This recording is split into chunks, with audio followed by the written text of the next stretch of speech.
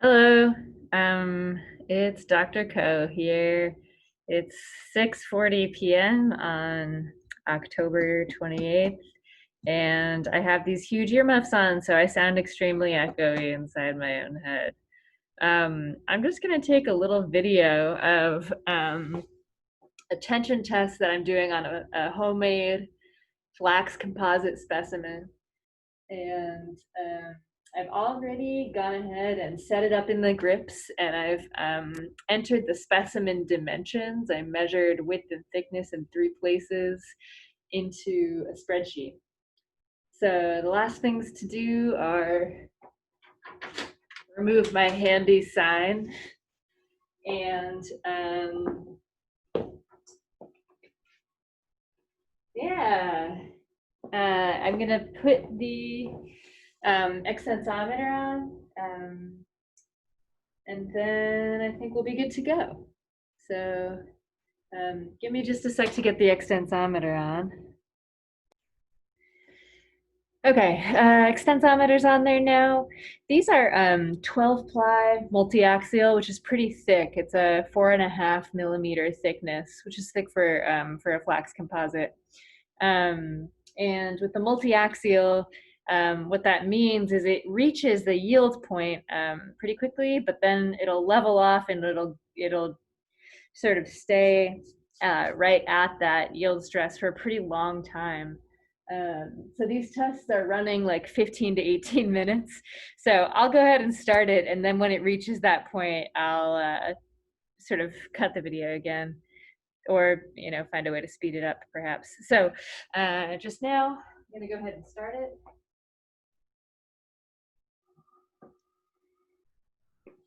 And this test method has a 10 Newton preload on it. Pretty small as far as preloads go, but yeah, looks good. So I'm sitting here watching the results up on this guy. I don't have that one logged into Zoom. I guess I could. Let's see if there's an interference pattern if I do this. That's actually not terrible, right? So what I'm looking for, what I'm watching here is this small blue line in the bottom left-hand corner. So that's going up and up and up. And when it reaches 2 millimeters, I'll stop the test to take the extensometer off. So that's kind of the next thing coming. We're halfway to that point right now.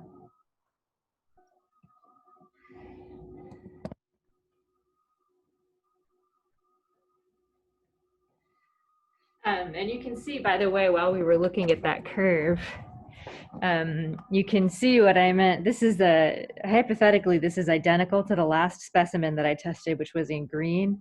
And so you can see that behavior of climbing up, hitting kind of some, not an exact yield point. You'd have to use some kind of offset method to compute that.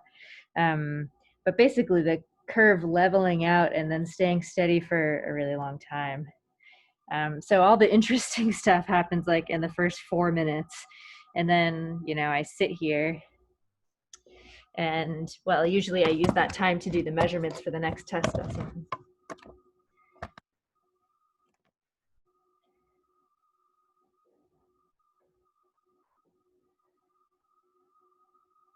Okay, so we're just reaching 2 millimeters of displacement. So I remove the extensometer.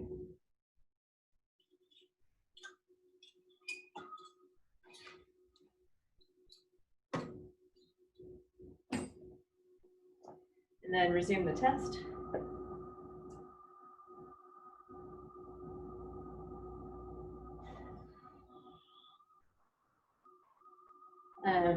It's at a load of 4 kilonewtons right now.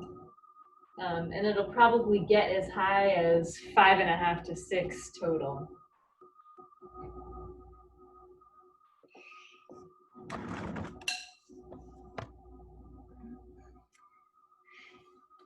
If you listen closely, you can hear these little snaps, and that's often like a single fiber breaking somewhere within the fiber composite. They're hard to see. I'm hard pressed to spot them, but the first of those usually occur right by the edges, so I can kind of have a lookout for them.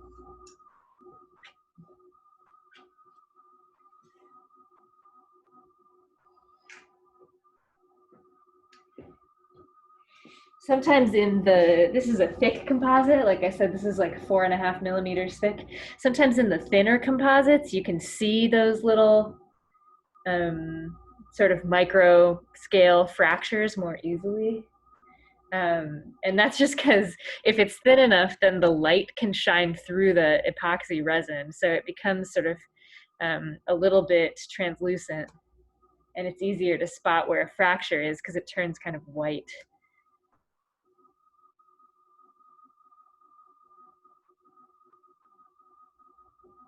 Another neat thing about the graph here, and it's subtle enough, I don't know if you'll be able to see it on here, but if you look on the force displacement curve, there are these sort of little hiccups. And you see one little hiccup right at 2 millimeters. That's where we paused to take the extensometer off. But you can see another couple, if you look very closely at the blue line between like 2 and 3 millimeters displacement, you see another couple of just little jags in the graph. And that is what we're hearing. What you hear are those kind of micro fractures. So those actually show up on the graph as well. But as you can tell, the whole composite kind of retains its sort of global stress strain behavior. In total for this study, I will be testing a range of thicknesses that ranges from 4 plies to 12 plies.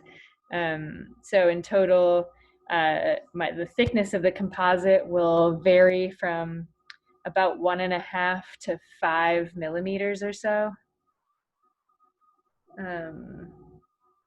And then the width will vary as well. So the length is all the same, right? Because stress doesn't vary in length, but we're changing the thickness and the width. The width will vary from, let's see, 1/2 inch to 2 inches, or like 12 millimeters to 50 millimeters or so.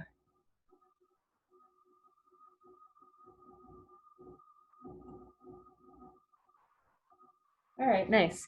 We just actually topped 6 kilonewtons on this specimen. And you can see that the graph is kind of flattening out here. In all likelihood, we have another 6 to 8, if not a few more than that, minutes left of just kind of watching this sit here. So I'm gonna pause the video for now. Nothing exciting happening. Okay, just resuming the recording. We are at 13 millimeters, so the test speed is a millimeter a minute. So yeah, we're 13 minutes into this test. So we should be hearing it pop off pretty soon. If we take a look at how our graph is going, yeah, we would expect it to fail pretty soon based on how closely it's following the other line of the same specimen type. And I wanted too to look at, if I come over here, I have, if I swap my cameras here, I have 2 specimens of the same type that are currently over in the machine. And so 17D has not been tested yet, but has the same thickness and width. 18D has already been tested, and same thickness and same width. What's kind of neat, or one observation I thought was neat, is that as they stretch, the fibers become more visible as the resin on sort of the resin that concentrates on the top and on the bottom stretches out. We say it looks more like the original flax fibers. So that's kind of neat. yeah, we can really see the flax in there. Another observation is just that this broke right next to the grip, so that's an invalid test. We're gonna have to repeat that test. And then there's some interesting warping that seems to be going on, where post-test the specimen is kind of bent, and there's also some. It looks like it curled slightly. I don't know. It's really hard to see it, but it curled very slightly. Kind of see that there, about the lengthwise axis. So it sort of curled inward. In other words, there's a little divot, sort of dip here. It also seems to have undergone some localized necking in the bottom part of the specimen, which is to say the width is closer to the original width up here, and has diminished on this side. Okay, so that was the test specimen that I just heard in here. That's 17G. I'm really excited about this one because we actually have a legitimate failure point there. So when it fails in the middle of the specimen away from the grips, that's a legitimate test. That goes in our final data set. So that's really exciting. And then if we come back up here and check out our line. So the red line was the first test that I did today, and that was a unidirectional, though much thinner flax composite. And these two have been ostensibly the same specimen type. Those are the same dimensions. So it's exciting to see that, swapping this back, exciting to see that those two are quite similar, and really exciting to see a failure in the gauge length, because that's legit data. That's actually the first piece of legitimate data we've gotten for this study. So yeah, super stoked about that. Signing off for now. See you later.